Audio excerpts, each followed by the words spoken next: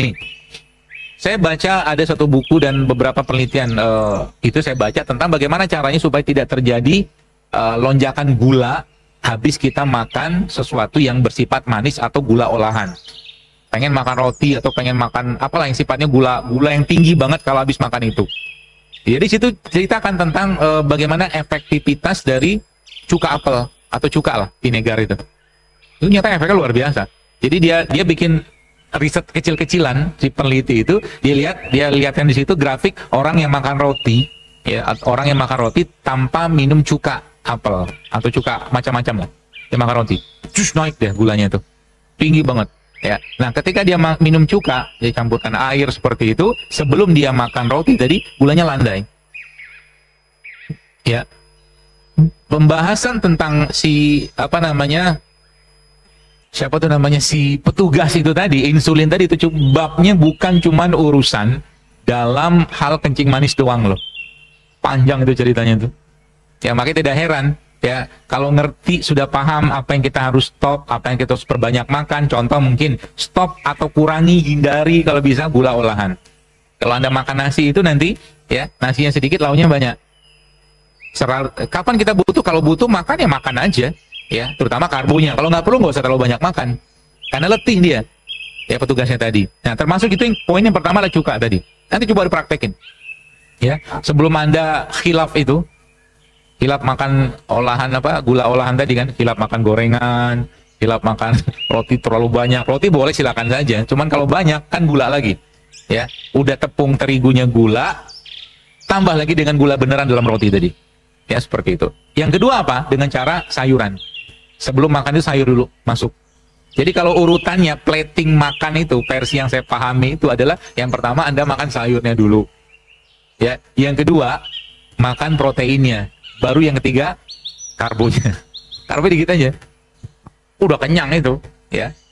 Jadi nanti kalau nanti misalkan Ramadan atau mungkin sekarang pun Anda mau bikin misalkan es campur gitu kan. Saya sebenarnya nggak terlalu suka es, tapi kalau bikin campur gitu, es campur gitu, esnya saya buang, jadi campur doang namanya. Isinya kan lidah buaya, rumput laut, buah-buahan, ya, cendol kan tepungnya tepung beras, gitu loh. Jadi nggak terigu dia, ya.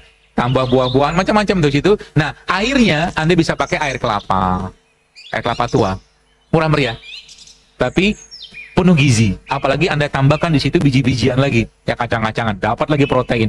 Buah-buahan misalkan Anda kasih misalkan alpukat, ya, biar manis, kasih madu, kan asik banget tuh. Kebayang gitu ya. Ya, enak, sehat, mudah gitu loh. Enggak sehoror ini banyak orang bahwa makan sehat, hidup sehat itu susah. Apa susahnya? Asal kita mau switching dikit aja, mau maksain diri kita sedikit aja, bisa kok ketemu kok. Ya. Misalkan saya pernah bahas tentang bagaimana Indonesia ini kaya banget dengan makanan tradisional. Tadi kan bab yang saya bahas tentang tadi karbo ketemu dengan lemak. Ya kan, dengan minyak, nasi yang dicampur dengan minyak. Kan udah pernah kita makan kayak begitu. Getuk itu kan karbo ketemu lemak. Getuknya kan dari singkong. Dia punya kelapanya kan lemak itu. Ya, makanya guru saya bilang, kalau mau jantungnya bener, sehat, ya kuat, itu kelapa tua itu, Anda makan 1/4 aja sehari, jantung Anda akan sehat. Kelapa tua yang buat santan itu loh Pak. Biasanya saya ngomong gini, itu baru saja saya ngomong langsung muncul was-wasnya, kremi, ya kan? Makan kelapa jadi kremian, ya nggak tahu saya dapat dari mana itu ceritanya. Tapi 1/4, coba lihat datanya tentang kelapa itu, Masya Allah ya. Kelapa tua, mau kelapa tua, kelapa muda, termasuk air kelapa tua itu. Ya, biasa kan Ramadan kan air kelapa muda naik daun. Atau kelapa muda naik daun. Ngapain? Pada dari kelapa tua itu nggak jauh-jauh beda sebenarnya kandungan nutrisinya kalau kita baca. Adalah sedikit beda, tapi tetap lebih tetap powerfulnya luar biasa dia. Apalagi kalau seandainya Anda jadikan minuman isotonik, jadi minuman isotonik dari Allah bahasa gitu loh. Air kelapa tua itu jauh lebih baik daripada air isotonik manapun di supermarket pabrikan. Gak ada misalnya lain. Isotonik itu kan isotonik, isokinetik pula singkat saya. Air kelapa tua. Makanya kalau asik kan, ngemilnya kelapanya, minumnya air kelapanya, tua, gitu loh. Makan tiap hari itu, ya, Masya Allah ya, semudah itu sebenarnya, ya. Dan Allah udah ciptakan ini semua di sekitar kita, ya kalau mau aja, ya. Lari kelapa itu kan apalagi ada kelapa itu kan kalau kita lihat kan banyak produknya, Banyak, dari air niranya, gula kelapanya, segala macam. Pokoknya yang sudah mengalami pengolahan dan dijadikan komoditi sehingga menyenangkan mata kita, biasanya sudah banyak kehilangan nutrisinya. Contoh ya, Anda minum air tebu, gak usah minum air tebu deh, Anda minum air tebu 2 sendok ya setiap hari, hanya 2 sendok atau 3 sendok lah, sama Anda minum atau makan gula pasir 3 sendok, beda nasib loh. Apa maksudnya? Karena kan emang yang mau dibahas apa?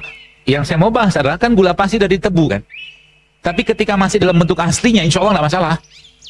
Gitu maksudnya. Tapi kalau sudah masuk ke babnya diolah, kayak begitu, pasti masalah. Ya, meskipun kadang-kadang dalam jumlah sedikit. Makanya tidak heran kalau Anda baca tentang, bukan penelitian, tapi riset kecil-kecilan seorang ilmuwan di Amerika, dia neliti bahwa gula pasir itu kecanduannya lebih 20 kali lipat daripada kokain, dia bilang. Dia neliti pada tikus. Satu dikasih kokain, satu kasih gula pasir. Yang dikasih gula pasir, terus minta gitu. Gitu loh. Dan yang kita makan sampai tiap hari kan nggak jauh-jauh dari itu.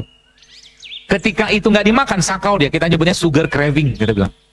Craving kayak orang kecanduan gitu loh. Nah itu salah satu caranya topnya, puasa. Salah satunya. Yang kedua apa? Banyakin makanan-makanan atau produk-produk yang bisa memicu autofagi. Autofagi itu tadi self-eating itu. Sebenarnya kayak jahe, kunyit, ya kurkumin, turmeric, kemudian kayu manis, teh hijau, itu punya efek itu. Nah kalau nanti Ramadan, termasuk juga nanti kalau sudah pernah saya share resep ini, tapi resep ini powerfulnya luar biasa untuk apa? Membersihkan lab dalam tubuh kita. Dan dia juga bisa memicu autofagi. Isinya itu jahe, kencur, temulawak, temu mangga, sama kunyit. Gak usah dicatat.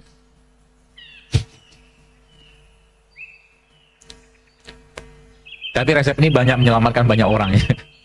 Isinya jahe, kencur, temulawak, temu mangga, temulawak, temu mangga, kunyit. Dihancurin semua. Nanti setelah dia agak hangat, atau sorry dalam kondisi kayak begitu, masukin air, kasih lada hitam sedikit ke ujungan sendok teh. Temu mangga kayak apa? Lihat di handphone aja, nanti aja. Susah sih jelasin. Dia mirip kunyit, tengahnya agak kuning, baunya kayak kue nih. Dia bisa dimakan mentah tuh bisa. Dia kayak lalapan temu mangga itu. Ya. Jahe, kencur, temulawak, temu mangga, kunyit. Kasih lada hitam. Ya, itu juga nanti bisa sangat memicu tubuh kita untuk apa? Untuk lebih tahan laparnya. Jadi sebenarnya pengendalian lapar dan kenyang ini ilmu yang menarik sebenarnya. Ya, makanya ada bahan-bahan yang memang punya efek untuk lebih kuat lagi ngebus ya, memicu autofagi itu. Ya, salah satunya tadi sudah sebutkan jahe, kunyit segala macam kayak begitu. Makanya kalau mulai sekarang coba dibiasain. Ya, dibiasain minum kayak begituan. Anda akan lihat efeknya kayak apa, Masya Allah. Ya, luar biasa, karena itulah yang tumbuh di negeri kita. Dan kaidah tentang pengobatan yang paling baik itu adalah apa yang tumbuh atau ditumbuhkan Allah di satu negeri, itulah obat terbaik untuk penduduk yang hidup di negeri itu. Ya, makanya kalau Anda baca kisah tentang rempah-rempah dan rimpang, orang kan nggak kenal rimpang, ini nyebutnya itu rempah aja. Ya, makanya di zaman mula dari waktu masuknya Islam ke Indonesia ini, atau perjalanan Ibnu Batutah ya sampai ke zamannya kolonial, itu kan rempah itu kan jual, harganya bisa sama bahkan lebih mahal putaran uang itu daripada emas. Karena luar biasanya manfaatnya mereka. Yang diambil Belanda ke Indonesia kan juga bukan emas, tapi rempah. Ya, dan itu punya efek yang luar biasa ya untuk tubuh kita. Ya kalau dipakai tiap hari. Jadi maksudnya dipakai itu maksudnya kita konsumsi tiap hari. Ya, dalam jumlah tidak berlebihan, insya Allah aman saja. Ya, karena kita biasanya kayak gini kan takutnya luar biasa. Kita tuh kadang-kadang saya bilang apa ya, keterlaluan, agak sedikit over ketakutannya gitu loh. Ya, terutama mungkin memang ada berita-berita yang menyebutkan tentang misalkan rempah-rempah, rimpang ini apa bikin masalah ini itu segala macam. Ya, tapi kalau Anda makanya sekarang bikin sendiri aja. Anda bikin sendiri di rumah, beli sendiri, minum sendiri, itu jauh lebih baik daripada kalau seandainya Anda ragu gitu loh. Karena sampai detik ini pun menurut saya gak ada orang keracunan minum jahe, gak ada orang keracunan minum kunyit gitu loh. Ya, kalau dikonsumsi dalam jumlah yang cukup, tidak berlebihan, insya Allah aman saja. Makanya biasanya patokannya kan jempol, kelingking, telunjuk, gitu-gitu aja. Ya, dan itu efeknya luar biasa. Ya, dari mulai apa? Dari mulai imun, ya, sistem kekebalan tubuh kita, sistem hormon kita, organ kita, semua perlahan-lahan mereka diperbaiki. Inilah esensi tanah itu, Bro sekalian. Ya, kalau kita membahasnya dari sudut pandang tumbuhan. Ya, saya kira mungkin itu. Baik, sudah. ربنا ما خلقت هذا باطلا سبحانك فقنا عذاب النار